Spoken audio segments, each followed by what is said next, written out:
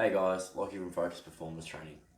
This week we're going to get a little bit nerdy, and for all two listeners that will watch us out there that think I haven't gone nerdy before, hold on, I'm going to try and explain lactate, or more incorrectly known as lactic acid, and trying to dispel some of the myths that are around that in the industry that are really common and that get sort of, perpetuated so much. Okay, so like always, I'm going to break it down into what, when, where, why, how, and then I'm going to touch on some myths as well. So we'll go through what is lactate or muscle lactate or lactic acid. Now, it's a product of anaerobic metabolism. What that means is when glucose or glycogen is used as a fuel source in the muscles, and when that's used in the absence of oxygen, there are certain byproducts that are released as a result. Now, when we have glycolysis occur, pyruvic acid is a byproduct immediately. Now, in the presence of oxygen, that's then reconverted into more ATP. ATP being adenosine triphosphate, which is the fuel source for our muscles. Our muscles cannot work without ATP. The long and the short of it, no ATP, no muscular contraction, we die. That's it. So when we look at this, lactic acid or lactate is a byproduct of anaerobic glycolysis. So glycolysis in the absence of oxygen, with aerobic glycolysis being in the presence. Okay, so it's an important fact to understand, and when we look at that, that's going to help set us up moving forward. So there's this big thing that lactic acid in my muscles that feel sore. I'll touch on that later. Long and short, there's a correlation between the buildup of muscle lactate and fatigue, but there's not a causation. So correlation means there's this link, or as one goes up, the other one comes up as well, but it's independent of one another. So it doesn't mean that as lactate increases, fatigue increases. It just means there's a correlation there. It is used by other muscles and other areas of the body as a fuel source. So the liver, cardiac muscles, and other muscles as well. So if we look at if lactate is produced by a type 1 fiber, then a type 2A or a type 2X fiber can use it as a fuel source. Okay? So that's what lactic acid, it's a byproduct of anaerobic glycolysis. When does it occur? During anaerobic glycolysis or maximal efforts, which essentially is anaerobically. So we're looking at that really short, sort of maybe 45-second efforts. We're looking around, it'll start to build up in the 200-meter run, those sort of efforts, up to a 400-meter run where it's really prevalent, and it'll be there in that 800 and in some cases a 1500-meter run. Okay, where is it? So anaerobic glycolysis, aerobic glycolysis occur in the cytosol of the muscle, and more specifically in the mitochondria. So that's where it occurs. As I said before, it's used as a fuel source elsewhere. Now, why? Why does that maximal effort mean that there's no anaerobic? This means that it's an anaerobic environment, or a lack of oxygen is delivered. So when we contract a muscle, it acts as sort of a tourniquet around our veins and our blood supply. It restricts blood flow. Restricted blood flow means we've got a much lower concentration or much lower supply of oxygen to the working muscle. Low supply of oxygen means it's an anaerobic environment, which means anaerobic glycolysis in order to produce energy. And that's a limited supply and can only happen for so long before obla occurs. Now, obla is the onset of blood lactate accumulation. Now, at rest, that sits somewhere between 2 millimoles of mercury. Obla occurs at around that 4 millimoles of mercury. During exercise, that can increase up to 25 millimoles of mercury. Now, you may be thinking, why do we want to measure the onset of blood lactate, or the amount of lactate in our blood, if it isn't directly related to, or it isn't a cause of fatigue? It's a good question. Because there is a correlation there, we can use it as a marker to see how the intensity that we're working at and what's going on in the body. Are they able to buffer this glycogen or this build up effectively, or are they not? So that's why we look at that.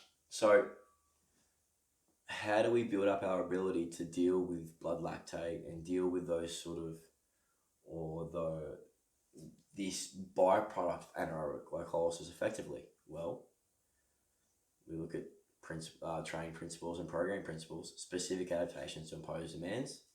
We need to spend time in that anaerobic world. So ASCA say that their energy system development guidelines for lactic acid buffering, lactic anaerobic glycolysis work, whatever you want to call it, that sort of real short sharp intensity, their guidelines are a 1 to 3 work rest ratio. So if you work for 10 seconds, you rest for 30 seconds. So that's all that means. So it's just how long you work for times it by 3, that's the amount of rest you get. Okay, we're looking at about 15 to 45 seconds of work, and we're looking at a maximal intensity. So we're looking around that sort of 85% plus. You should be hurting here. Like it should be a hard session. The recovery can either be passive, so just do nothing, or very low intensity, walk around, get your breath back, because that 15 to 45 second effort should be hard. Okay, we're looking at maybe 5 to 10 reps of that. So if we look at the total session, say we're looking at 30 seconds on, minute 30 off, so 30 seconds and 90 seconds. 5 to 10 reps of that. So if we're looking at minute 30, 2 minutes times 10, that's a 20-minute workout. Okay, 2 minutes times 5, 10-minute workout.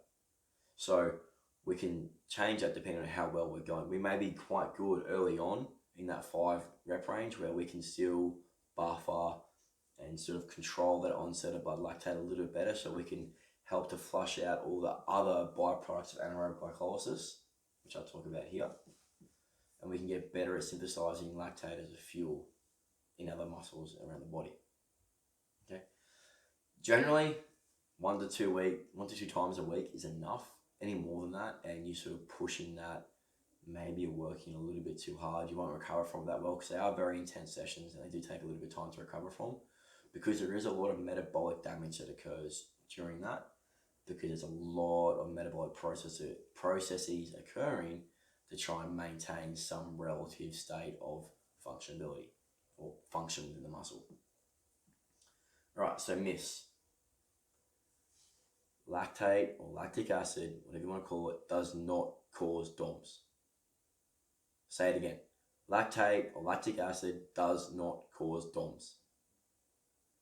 No correlation whatsoever. And an example I'll use there, running downhill. If you ever run downhill, you don't really get a build-up of lactic acid, but you're under massive eccentric contractions the whole way down, you'll be sore the next morning if you do it enough. If you run down like a 5-meter hill, you'll be fine. But if you run down, say, a 2K hill and you run down it, you're going to put a lot of stress through your body, and you're going to be a lot of eccentric contraction, which is going to be a problem. Especially if you're not accustomed to it. If you're accustomed to downhill running, I don't know why you would be, but you'd probably be okay. It's not toxic. Enough said there. It's not going to kill you. It's not bad. The pain associated or correlated with high levels of lactate or blood lactate is generally because of an increased acidosis in the bloodstream. So we have these things called chemoreceptors. Now, chemoreceptors pick up changes in chemical balance around our body. Funnily enough, as lactate production increases, as obla increases, another byproduct, hydrogen, the production of hydrogen increases. Now, hydrogen sends our blood into a more acidic state. That's more likely, I'm not saying it is, but the research at the moment is pushing more towards hydrogen being the more likely culprit for that pain that is associated in your legs, because the chemical balance in the blood capillaries in that area are more acidic, so the body needs to work to get that out and to regain balance in that area, so the blood is more at a neutral pH level. Okay, like I said before, lactate can be a fuel source. You can use it elsewhere in the body, and it can be very, very, very good for your performance to learn how to perform at high intensities and get your body more effective at using the lactate shuttle, which is a system whereby lactate's pulled out from the muscle cell, transported elsewhere, either through converted back to glycogen through a process called glyconeogenesis, which occurs in the liver, where it can then be retransported around the body, or getting better at buffering it and moving that lactate elsewhere and using it as a fuel source when the intensity drops in other muscle fibers. For example, this is more likely to occur in type 2A and type 2X muscle fibers, so your fast twitching, your high fatigable, your muscle fibers with a high fatigue rate. So then that lactate can get used elsewhere. For example, your type 1 muscle fibers, because they can use that as a fuel source They can use it as a fuel source. Alright, so summing up, lactate isn't bad, lactic acid isn't bad, it's a fuel source, it's a byproduct of anaerobic glycolysis. Don't be scared of it. Lactate sessions or lactate buffering sessions do hurt. Stick to a 1 to 3 work rest ratio. One of my favorite sessions that I like is utilizing your assault bike, because you can get such a high intensity of movement. 30 seconds on, minute 30 off. Have a target calories or target RPM to hold that whole time, and have that as a percentage of your max effort. So test that beforehand and then roll into that, and then gradually over weeks increase the amount of reps you're doing. Go from there. If you want to do sets of it, fill your boots, build to that. Generally, if you do 30 seconds on, 90 seconds off for 10 rounds twice a week, you'll get very good at it, and you'll learn to sort of deal with that. The body will learn to deal with the onset of blood lactate a whole lot better and shuttle it where it needs to, and you'll get more efficient at that process. So the more efficient we get at it, the easier our performance is, and more efficient we are when we're performing. Okay? So I hope you've enjoyed this little, spiel about lactate and lactic acid. If you like it, leave a comment, like the video, subscribe as well. I hope you guys are enjoying the videos. Locking and Focus Performance Training. Have a good week, and you'll see some more infographics pop up throughout the week on my Instagram about lactate or lactic acid.